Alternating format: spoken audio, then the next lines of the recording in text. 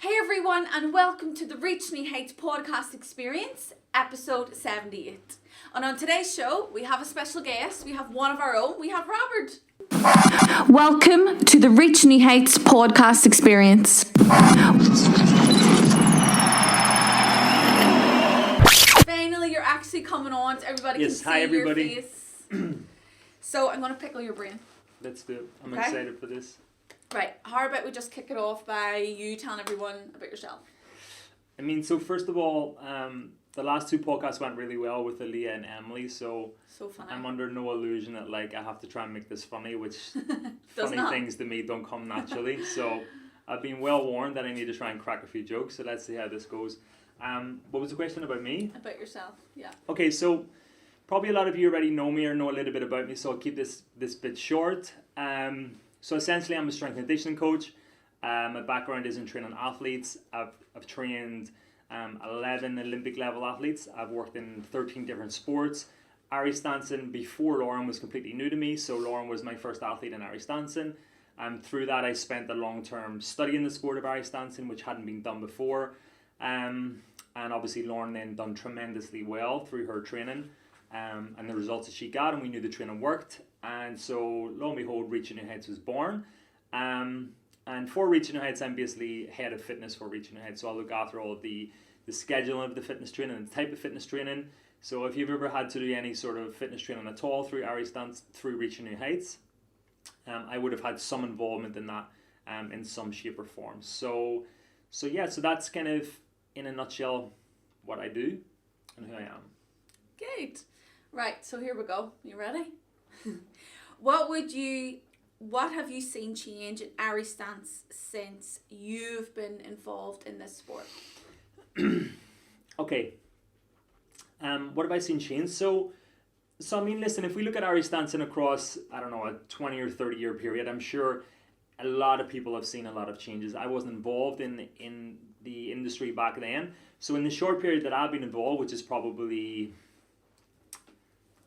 well, actually maybe 9 or 10 years since I started training Lauren and plus developing and Reaching New Heights, right? Mm-hmm, yeah. What have I seen change? Things have become a lot more powerful.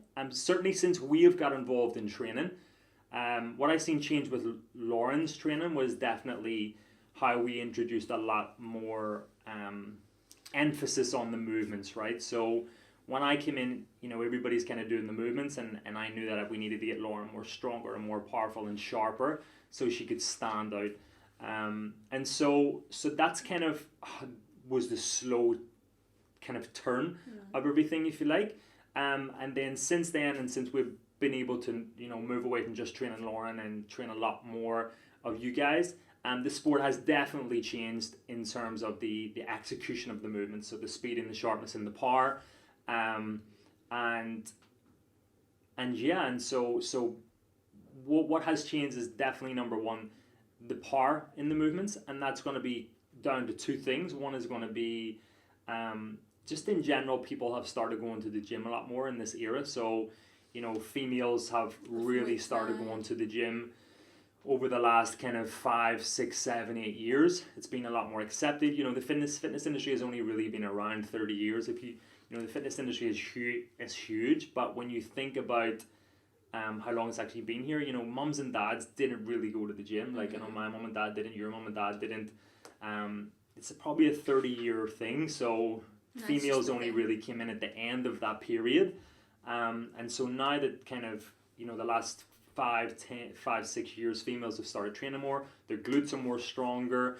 It's a lot more training around trying to look good for women now, because it's changed as to what way a woman wants to look. But through that, there's a lot of performance benefits too, right? So, stronger glutes will mean stronger, more powerful movements, which will carry across on the stage performance. So what has changed has definitely been the speed and sharpness of the movements, for sure. Yeah, definitely. Loads of power. What would you want to see change in Irish dance? Like, what would you actually want to see being different, or? So I think there's kind of two main things that I would like, just off the top of my head, there's two main things that I think still need to change in Irish dancing. Number one is definitely going to be the injury rate, right? Like, sorry. Number one is definitely going to be the injury rate. If we have a look at how how many people are still getting injured, that rate is actually increasing. Okay, now there's a couple of reasons for that. The reason why people are getting injured in the first place is due to the foundation strength that's being built, or should I say not really being built. On top of that, you now have dancers that aren't getting that solid foundation, but you can no longer get away with it because of what I said in the first question. Things are more sharp or more powerful. When you're operating to closer to your maximum speed, things are going to go wrong, right? Like if your granny's walking down the street, she's probably not going to get injured, right? Unless it's cold or it's icy. But if your granny starts running down the street and she doesn't have that foundational strength, things are going to go wrong. So the same applies for older people as it does for young kids. When you don't have that foundational strength, you're much more likely to get injured the closer to your maximum speed you try to go. So it has always been an issue in Irish dancing is the injury rate. Yeah. For me, if there's Irish dancing has a higher injury rate than rugby, right, which is a contact sport. I'm running into people, yet Irish dancers get injured more. Now, the injuries are more severe in rugby because of that contact. But at the same time, they're pretty close, right? Like, people are still breaking ankles and legs and all this sort of stuff. And they are injuries that kind of last a lifetime. There are dancers that can no longer wear high heels because of their injuries in Irish dancing and just bad management and bad kind of coaching. So I guess to answer one part of that question is going to be, what would I like to see change? Is definitely trying dancers building a more solid foundation from the beginning. What would that look like for me? If I'm a beginner dancer, which I am because I'm terrible at dancing, you don't want to say. You just don't I'm like a kangaroo. Although Scott the cameraman was much worse than what I was. I think. I'm only joking. Scott's face, if only we could turn that camera on you for a second. So I would be a beginner dancer, right? So for me but I have a base level of strength, so maybe it wouldn't be relevant to me. For a beginner dancer going into class now who's never really done any activity before, right?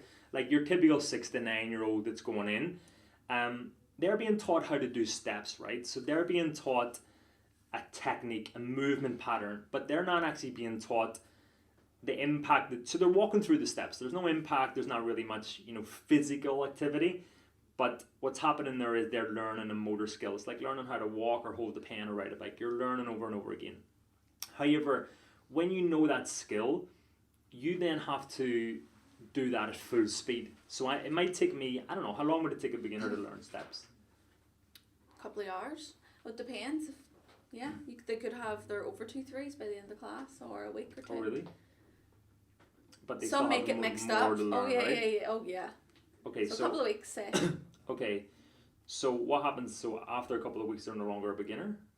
No, you're still a beginner. There's a lot of 3 to 4 different dances as a beginner. Yeah, so that's what I mean. So how long does it actually learn? How long would you think it takes to learn all of those basic movements? I'd say 7 to 9 months. Okay, so say whatever, between 6 months and a year, something in and around there. You're still learning things, right? So your body's adapting to the motor skill of that learning.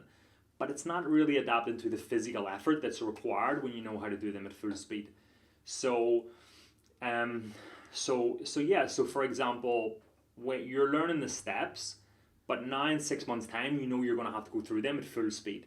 So what is new is the impact that's going to come with that in 6 months' time. So what the teacher should be doing in that instance is going, okay, we can learn you your steps, but at the same time, we need to prepare you for the actual everything else that comes with it. Because technique is only one part of it, right? We know when we have the technique in Irish dancing, we still need the speed, the power, the sharpness, the height, the ability to absorb force, all of those things. But you can't do those whilst you're walking through the steps, but it doesn't mean you're not able to train it, right? So it doesn't mean you would completely forget about it.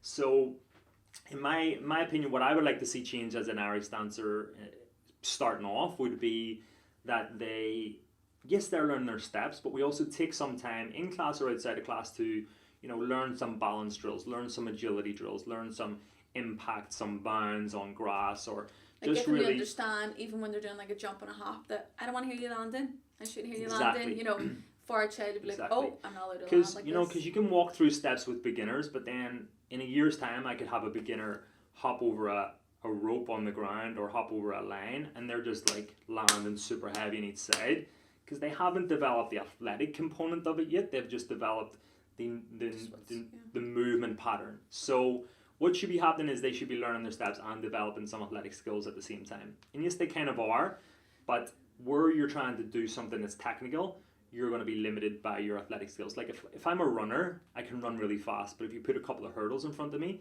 now I'm going to be limited because I have to think about the technique. So when you remove the technique and start doing other skills with them, they can really develop their athletic potential at the same time as learning the skills. And then you can match the two together. Great. That's a really long-winded answer, but it's the truth, right? Yeah. I know you want to move on, but I have a second part. Keep going. It might be a long podcast, Scott. No, so the second thing I would like to see change is something is more relevant to more experienced dancers, right? So I kind of want to give something for those guys, those that aren't beginners.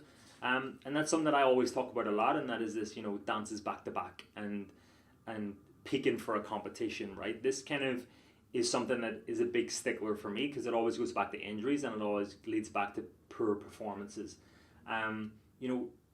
Dancers don't peak for competitions. They are actually, in my opinion, they're actually at their most fatigued going into a competition. And the reason why I say that is because as an RX dancer, your volume is actually increasing as you go into that competition. So I've never been involved in a sport or with an athlete that does more in the final weeks before a competition rather than less. You guys will do more work going into a competition. So, in the early days and the months before, you're doing less. Right before that competition happens, in the weeks before, you're doing extra classes, extra night, longer classes, more dances back to back. So for me, I no one can answer me this question, which is why are we doing more and what is the benefit of that? For me to do, you got to look at the competition requirements, right? You guys are being required to dance for 2 minutes on stage at maximum speed, and then you get a rest for up to 4 hours. That's the requirement.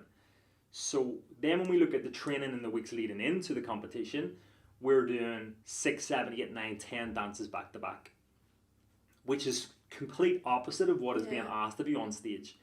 So you're going into that competition at your most fatigued. Now, the reason why the teachers will be doing that is because they want to improve your fitness.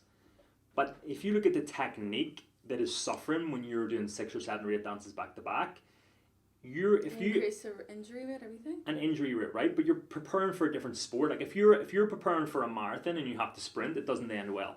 So when you're trying to do 6 or 7 or 8 dances back to back, and you're having to reduce the quality of your dancing to go through that amount of time, then you step on stage and you realize that you only have to do one dance for 2 minutes, and then you get up to 4 hour rest.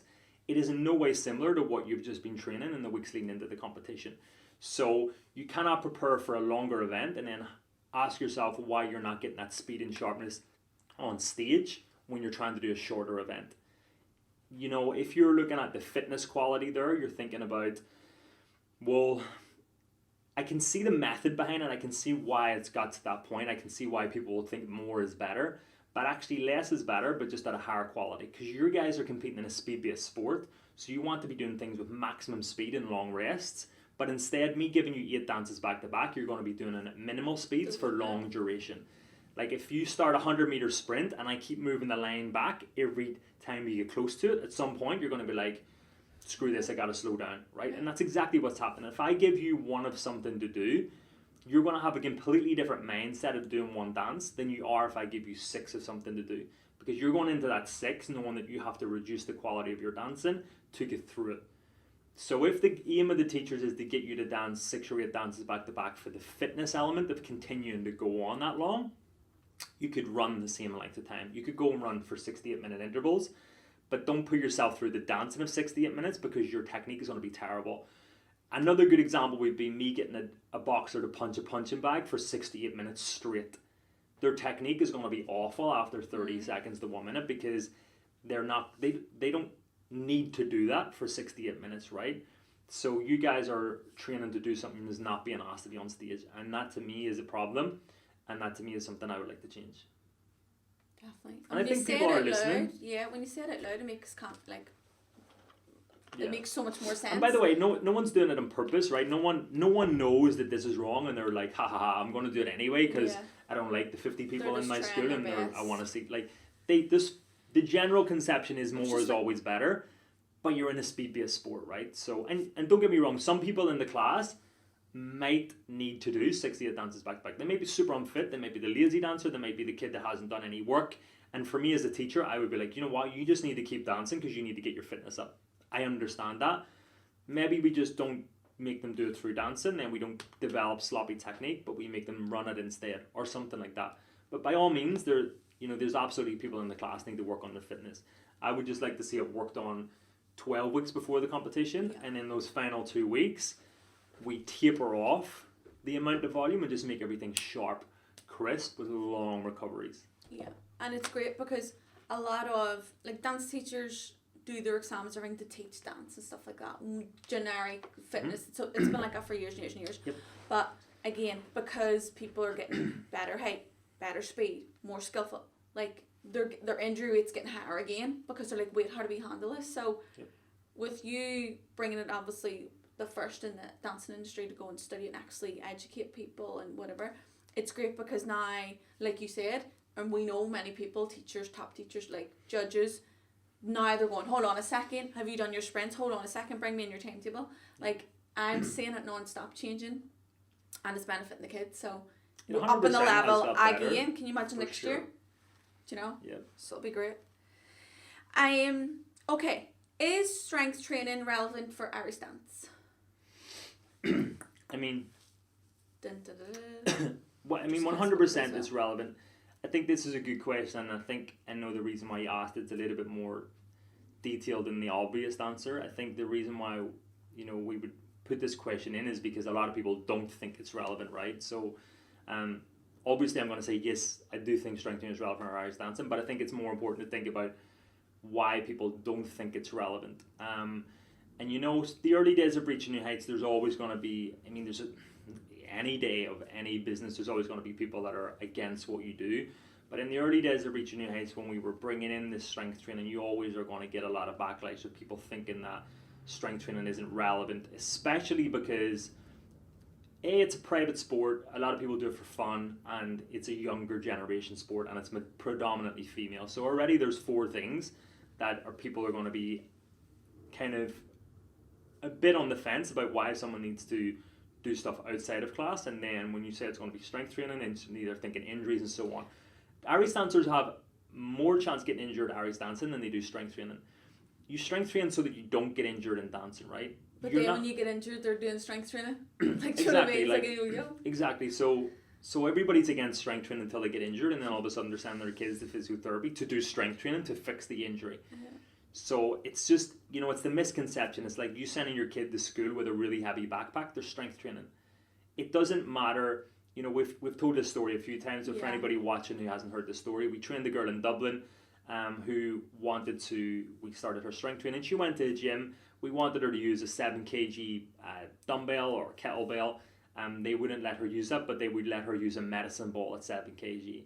So in my mind, I'm like, it literally doesn't matter if something is a dumbbell or a ball, just because one seems safer and the other one is shaped in a dumbbell, that seems more risky, right? It doesn't matter if I'm picking up my school bag and it's 7 kg, that's okay, because it's only school books. Yeah. But because it's a dumbbell, it is weight is weight, load is load. When you have your child, a newborn child in your hips, your load burns, so you're strength training, right?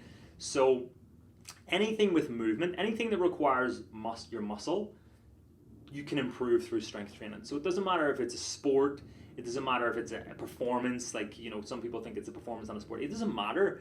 If you think it's a performance and you don't think there's a requirement for strength training, like a painting, right? If I'm an artist and, if I trained an artist and I'm training an artist to hold the paintbrush here for 10 hours because they're doing a painting for 10 hours, right? I can make their arms stronger and the muscles in their body that are going to support their arm being at this length so that they don't develop bad posture, or that they can improve their performance of painting. Last them long. They can last longer. So I can improve the endurance, the muscle fibers for endurance so that they can hold that there for longer. and that's going to improve their painting. So they're going to be able to be more efficient. They can think more about what they're trying to draw instead of fatigue. So now all of a sudden I've improved that through strength training, right? Makes So sense.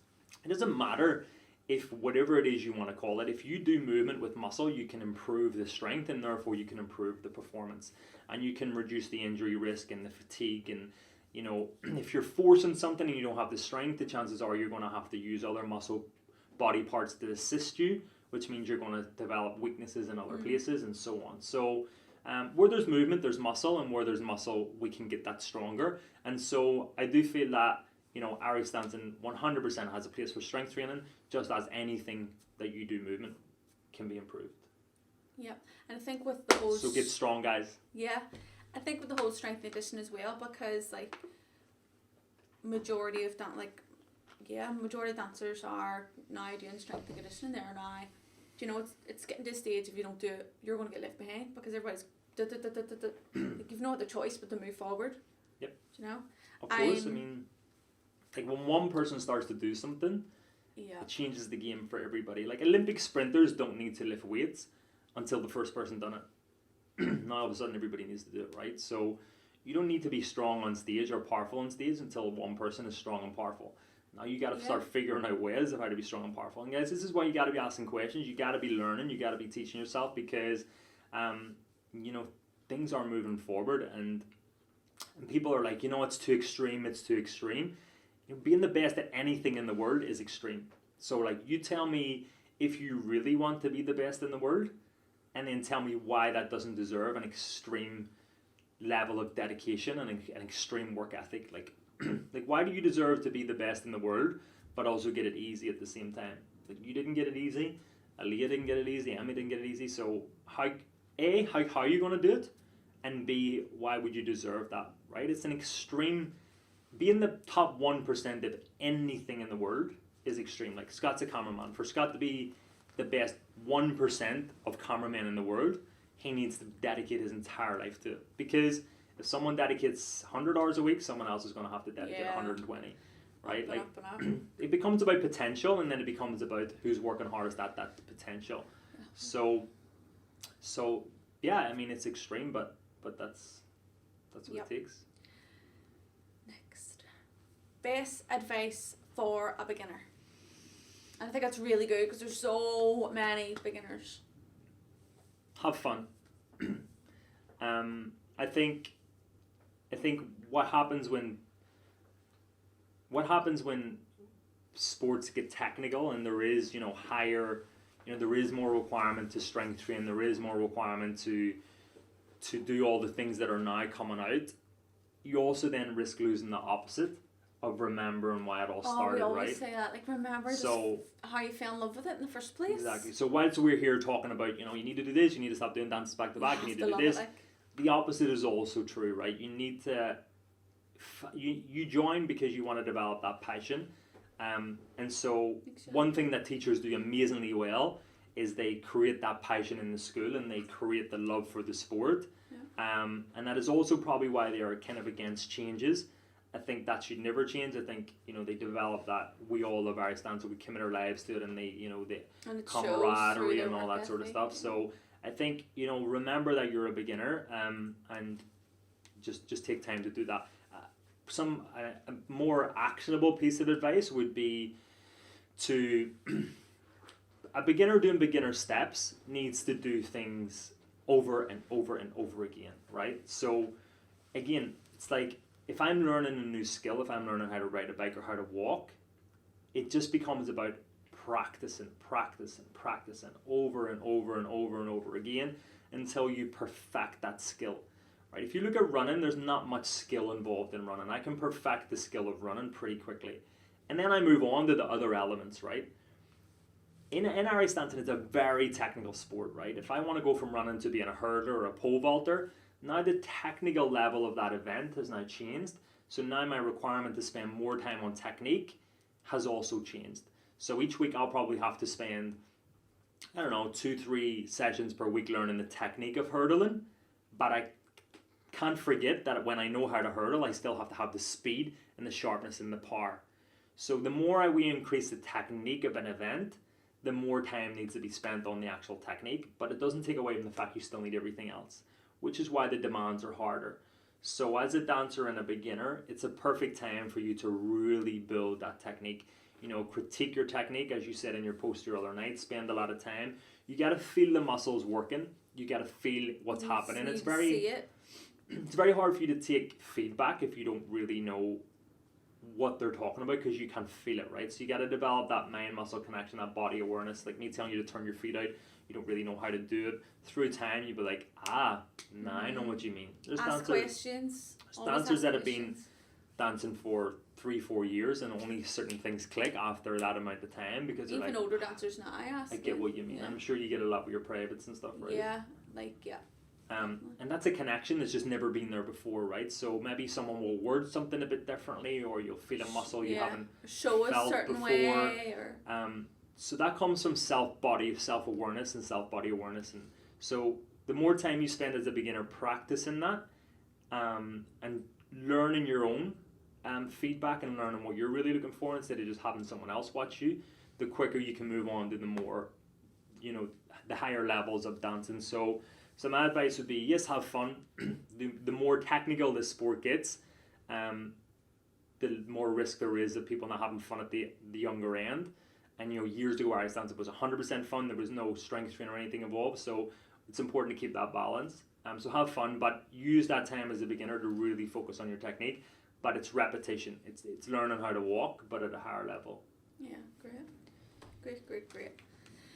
Okay, your best advice for a dancer that is so close to the top, so like they're just banging on that door.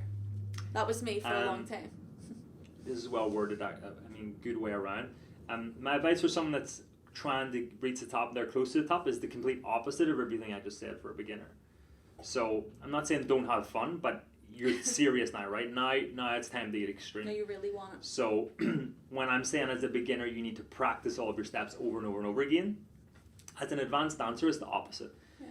And this is the problem of Irish dance, though, right? Is that because it's so technical, you get so caught up in practicing those steps that you never really come away from it. I know, yeah. Like, That just makes so much more sense. you have, like, as an advanced dancer, you already know those steps, right? And like I just said earlier in the podcast, good movements don't stand out on stage anymore, right? Only great movements do.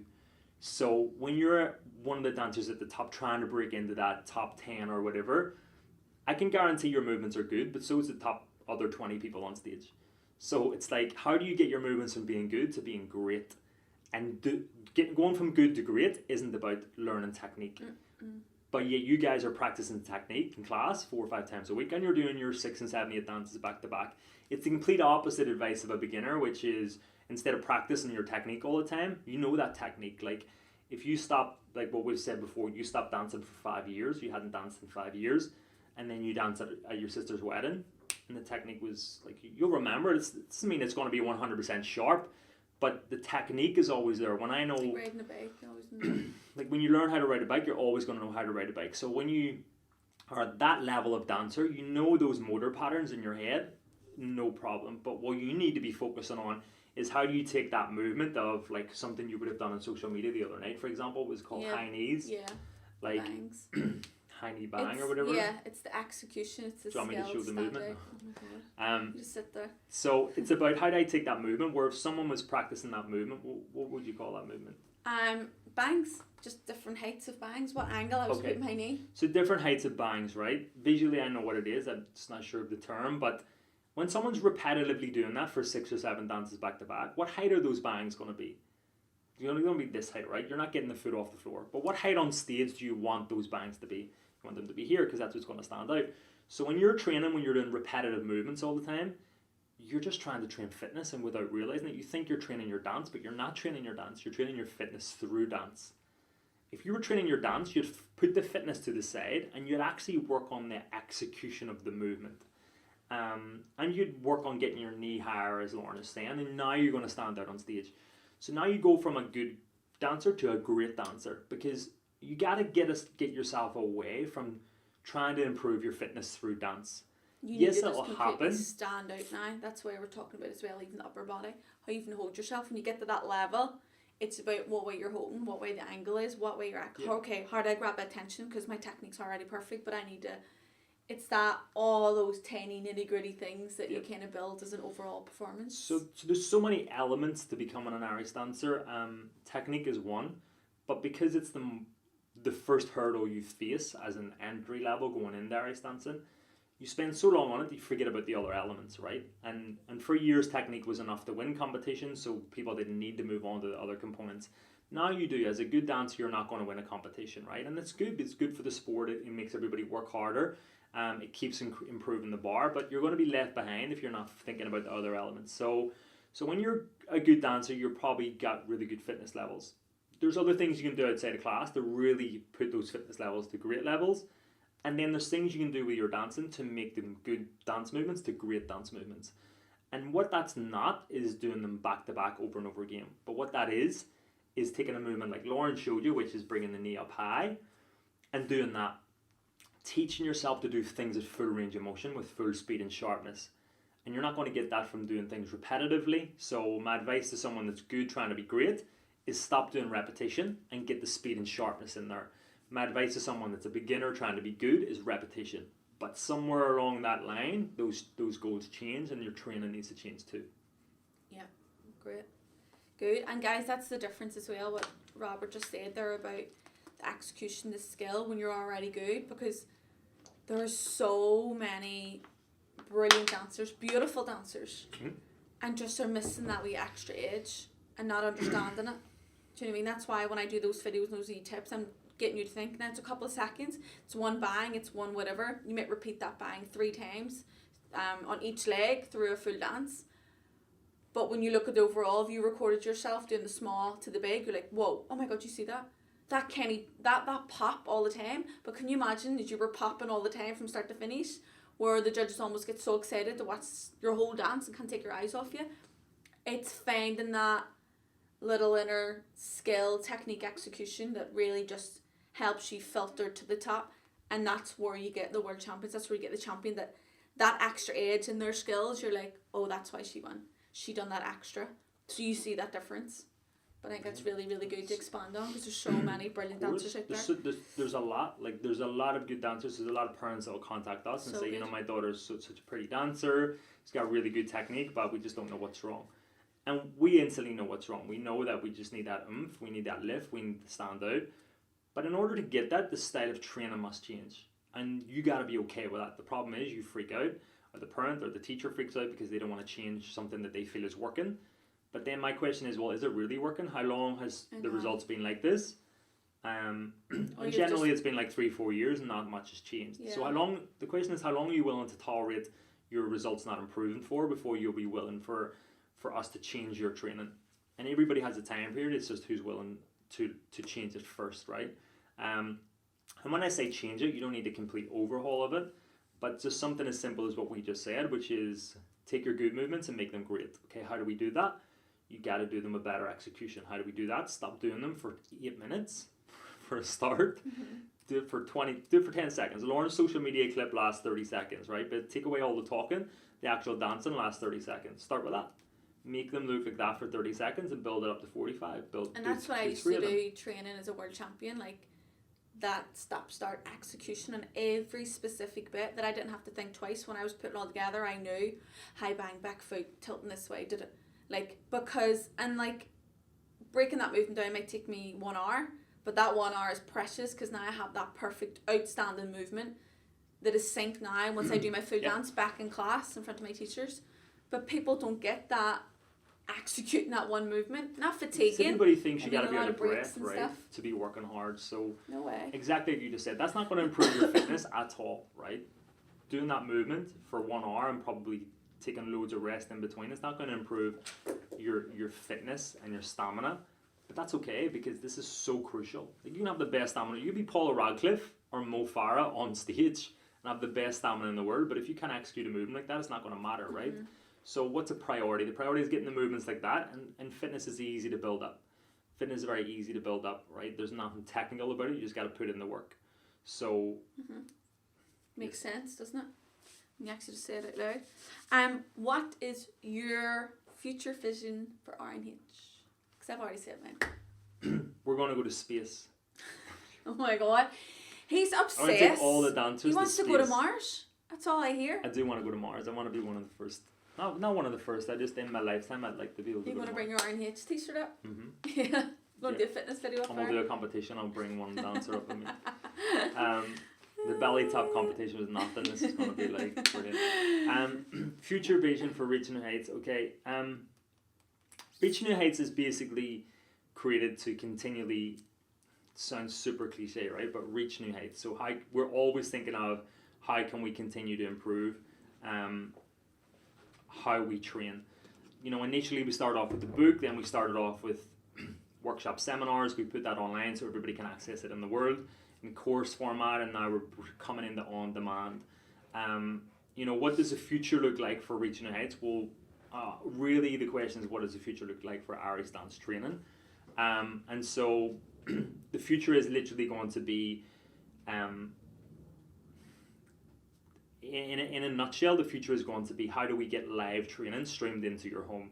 So at the moment we're doing on demand, and you can go on, you can watch those classes. That will quickly improve into live classes where you can literally join a live class, or if it's a different time zone, you can maybe reach it at a different point of the day, but it will be happening there and then, right? It's continuous ongoing classes that you can stream into your home. Making it easier for you guys, do you know what I mean? Making it easier So for we'll you be anyway. literally on demand, right? Because it'll be happening that day.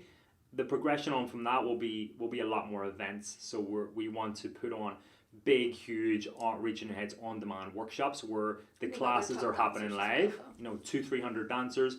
We bring all of our coaches with us, Aaliyah, Emily, anybody else we have on the team. There'll be lots of meet and greets. There'll be a stage with the dancers on the stage.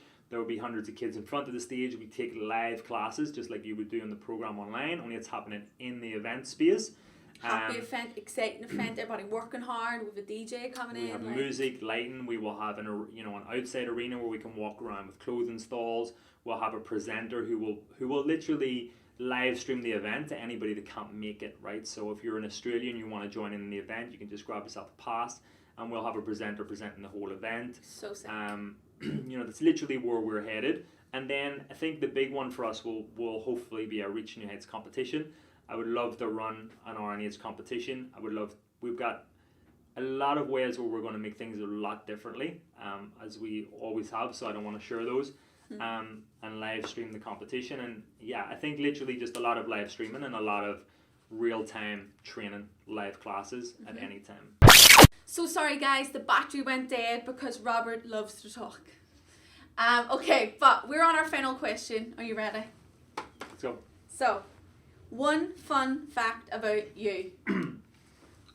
Okay, so we're kind of thinking about this, right? Oh, jeez. Because I watched the last podcast and I knew that I was going to be asked this question. So we came to the realization that I can think of one thing and I don't really want to share it, and the rest of my life Boring. is super boring. Boring. So yeah, so I think I'm going to have to say it. Anyway, the funnest fact that I can think of is one time You wanna say I auditioned for X Factor. Yeah, I did it. It's funny now, but like at the time, but I actually got through. Like, listen, I was almost like on stage. But so how it kind of happened was I traveled to Australia when I was younger, and we were in hostels and people were like playing guitars and singing and stuff. Started singing. Obviously, like I thought it was amazing. It was obviously not amazing at all. But then it just came back, and I was like kind of in this like outward vibe where I'm used to talking to people, and because I've been traveling for a while. So Wait, how old were you? 21 maybe or something. So would you be like a proper space? Think you were in a boy band? It was definitely my Westlife like era, and the white clothing and so I come back from Australia and I'm used to doing stuff myself. So I'm like, I'm gonna go to X Factor. So go down to X Factor, come down to Dublin, park the car, wait there all night, overnight, stand outside, just queuing up by myself, no support, stood there overnight in the queue, got through the next day. It was in Croke Park, run through the stadium. You have to sing in a booth or whatever. It was super weird. Got through anyway. Drove home. Prepared. You had to bring a CD for the next day with your track you wanted to sing on. So I remember like going home and trying to get to the garage to get blank discs. Remember them days? And then you put the song onto the disc. Oh my And then god. drove back down the next day. I'd put it in the car and practicing. I'm like, What am I doing? you know, you have one of those like outer body experiences where you see yourself from a distance and you're like, what are you doing? That is definitely the best. Anyway, I so went, far. didn't get through, and that was like, then Dreams I realised crushed. I wasn't good enough. So here we are. So yeah, it's the only like fun thing I can think of. Didn't want to tell you, but But like you can't leave it now without saying to everybody you could sing. You have to do a note. Okay, give me the mic. I honestly He can't actually sing. can sing though. He actually can. Right at one stage, I promised to try and record him without him looking. You sing a lot. It's quite a reaching a hit song. No, Robert, too far. No. We're reaching. That was actually a really, really good. Did anybody even know this? Out of Robert, Mr. Serious. So there you go. And then I decided I'm never going to be fun again because you have to. Very good. Brilliant. Okay, well that comes to the end of our podcast. So thank you you. so much for coming on. Everyone at home, again, thank you so much for taking time out of your busy lives, busy schedules. We appreciate it Thank you. so much. Please Who's the share, next comment, guest? like. Next guest, guys, is going to be the producer of Riverdance, which is going to be so exciting. I have him good. in another 2-3 weeks. So that'll be awesome. Thank you so much for watching, guys. If you like this, please share, subscribe. We really appreciate your support. Thanks, guys.